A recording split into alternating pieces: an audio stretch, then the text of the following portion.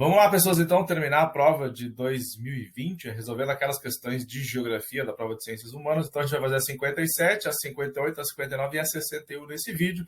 Então, alguns dias antes do Enem 2021, várzea total no INEP, uma série de servidores se exoneraram, mas vamos lá, vamos tentar resolver essas questões aqui para dar uma ajuda para vocês aí. Então, a questão 57 está falando sobre o caso do Departamento de Defesa dos Estados Unidos. A ênfase está posta no traçado de uma estratégia geral de desarticulação, não só dos inimigos reais, como dos potenciais, inserida na concepção preventiva, que supõe que a mínima dissidência é um sinal de perigo e de guerra futura.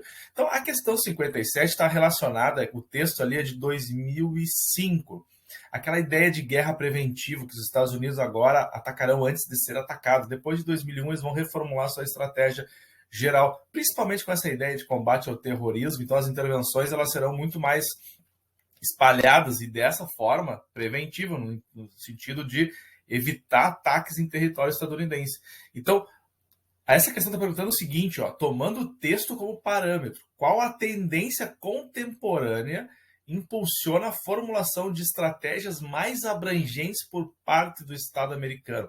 Gente, a resposta aqui é a letra B, propagação de organizações em rede, certo? Então, tipo a Al-Qaeda, né? Uma série de células espalhadas por vários lugares e que se articularam e realizaram um ataque terrorista de 11 de setembro de 2001. Então, se liga aí, faz 20 anos então dos ataques às Torres Gêmeas, pode aparecer alguma coisa relacionada a isso de novo, a discussão do terrorismo, a intervenção dos Estados Unidos, né? Os Estados Unidos, depois de 2003, vai criar guerra no Iraque, então, mas essa é uma estratégia de guerra preventiva, no sentido porque os atuais movimentos dessas organizações são organizações em rede.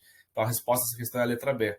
Na questão 58, a gente tem uma discussão sobre planejamento urbano, a questão da construção das cidades, a lógica empresarial. Vamos dar uma olhada no que está perguntando aqui. O planejamento deixou de controlar o crescimento urbano e passou a encorajá-lo por todos os meios possíveis e imagináveis. Cidades, a nova mensagem soa alto em bom som. Eram máquinas de produzir riquezas. O primeiro e principal objetivo do planejamento deveria ser o de azeitar a máquina. Então, como se a cidade fosse uma imensa máquina de produção de riqueza, essa era a ideia, né?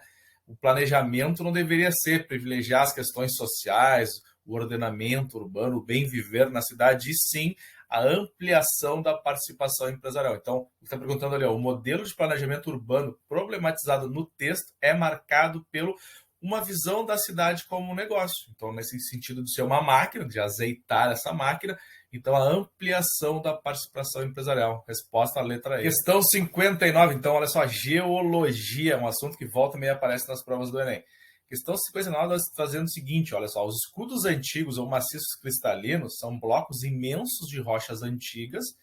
Esses escudos são constituídos por rochas cristalinas. Consegue ver o cristal da rocha ali, o mineral magmático-plutônicas, formadas em era pré-cambrianas, ou seja, resfriaram no interior da Terra, ou por rochas metamórficas, material sedimentar do Paleozoico, metamórfica, rochas que passaram por processo de transformação. São resistentes, estáveis, porém bastante desgastadas. Sim, tem mais, né? Tem rochas mais antigas que 500 milhões de anos são do pré-cambriano. Então, vocês têm aí 2,5, 3 bilhões de anos atrás a formação dessas rochas. São rochas muito desgastadas. Corresponde a 36% da área territorial e divide-se em duas grandes porções: o escudo das Guianas, norte da planície amazônica, e o escudo brasileiro, porção centro-oriental brasileira. Então é uma questão que está perguntando sobre a estrutura geológica do Brasil. Lembrando que ali, 36% da área territorial do Brasil é escudo cristalino, 64% é bacia sedimentar. As estruturas geológicas indicadas no texto são importantes economicamente para o Brasil por concentrarem.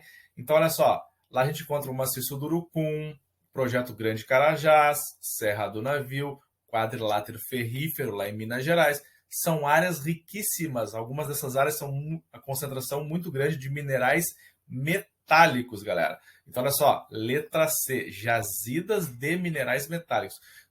Escudo cristalino, minerais metálicos. Bacia sedimentar, se for de origem marinha, aí pode encontrar petróleo. Se for uma bacia sedimentar de origem continental, que se formou no continente, distante dos oceanos, a gente encontra carvão mineral. Então, a resposta 59 é a letra C, jazida de minerais metálicos. Aqui no mapinha, né, vocês podem ver aonde estão aflorando essas rochas no território brasileiro. Questão 61, encerrando essas 4 questões desse vídeo. Então, olha só.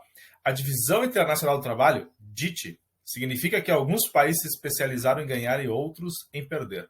Nossa comarca no mundo, que hoje chamamos de América Latina, foi precoce. Especializou-se em perder desde os remotos tempos em que os europeus do Renascimento se aventuraram pelos mares e lhe cravaram os dentes na garganta. Passaram-se os séculos e a América Latina aprimorou suas funções. Galeano, As Veias Abertas da América Latina. Escrito na década de 1970, o texto considera a participação da América Latina na Divisão Internacional do Trabalho, marcada pela... Aí, galera, fica a dica aqui, então, olha só, As Veias Abertas da América Latina, Eduardo Galeano, lá dos anos 70, essa aqui é a 44ª edição, aí é um livro que é muito bom vocês lerem, fica a dica aí. Então é o seguinte, ó, a resposta à questão 61 é a letra C, a apropriação imperialista dos recursos territoriais. Então, Galeano não estava muito errado. Nos anos 70, continua nessa vibe lá de explorar os recursos naturais da América Latina, desde que os colonizadores aqui chegaram, e continuamos até hoje, 2021. O Brasil se tornou um grande fazendão de soja para abastecer a necessidade do mercado internacional. Quer dizer, é um país que produz muito commodities, né? Soja, açúcar, e o país que tem mais de 19 milhões de pessoas passando fome. Então, a resposta à questão 61 está falando sobre a Divisão Internacional do Trabalho. Hoje ela pode aparecer como NDIT, Nova Divisão Internacional do Trabalho, mas a gente continua sendo explorado pelos interesses das potências imperialistas ou dos países desenvolvidos, né? Se assim vocês preferirem chamar.